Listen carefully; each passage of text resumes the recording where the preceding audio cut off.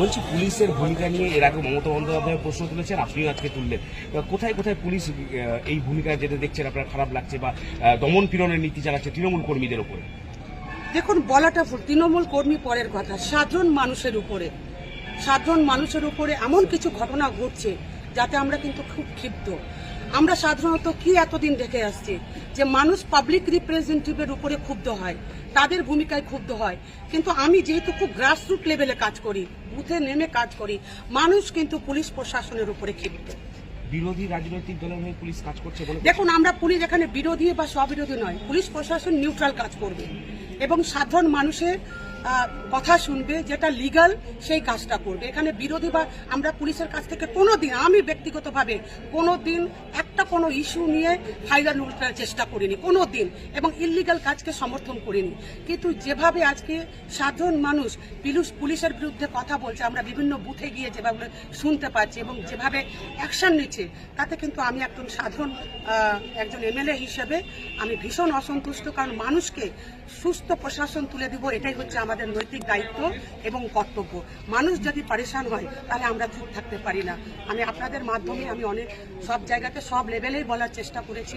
আপনারা সকলেই জানেন যে আমি একেবারে পুলিশকে কোনো প্রকারে অপব্যবহার আজ পর্যন্ত রাজনৈতিক জীবনে করিনি, কিন্তু আজকে সাধারণ মানুষ কিন্তু প্রশ্ন করছে। স্পেসিফিক অভিযোগ আছে, স্পেসিফিক অভিযোগ কিছু প্রচুর। দেখুন, আমার আজকে আমি একটা বলছি, কালিয়াচকে 7 দিন থেকে 7টা স্করপিও চুরি, 7 দিনের মধ্যে 7টা স্করপিও চুরি, সিসিটিভি ফুটেজ রয়েছে এবং ল্যাপটপ নিয়ে তারা তালা খুলছে, লক খুলছে, এবং এই 7-8 দিনের মধ্যেই 8-10টা গোডাউনে টাকা রাখা থাকছে, সেই গোডাউন থেকে টাকা চুরি হয়ে যাচ্ছে। কোথায় ইন্টেলিজেন্সি আমাদের? মালদা জেলার ইন্টেলিজেন্সি কোথায়?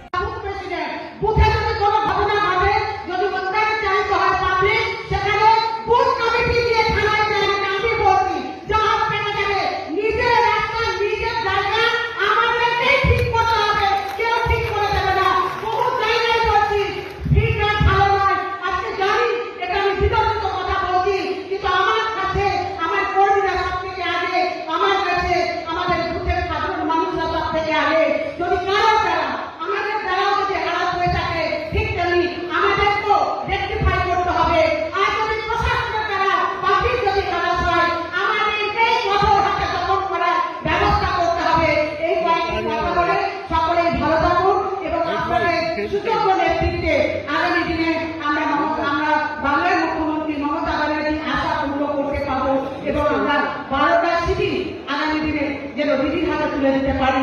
এই সমাবেশটা নিয়ে আজকের মিটিং থেকে যেন আমরা যেতে পারি, এই কয়েকটি কথা বলে আমার কথা শেষ করছি। ধন্যবাদ, নমস্কার, আসসালামু আলাইকুম।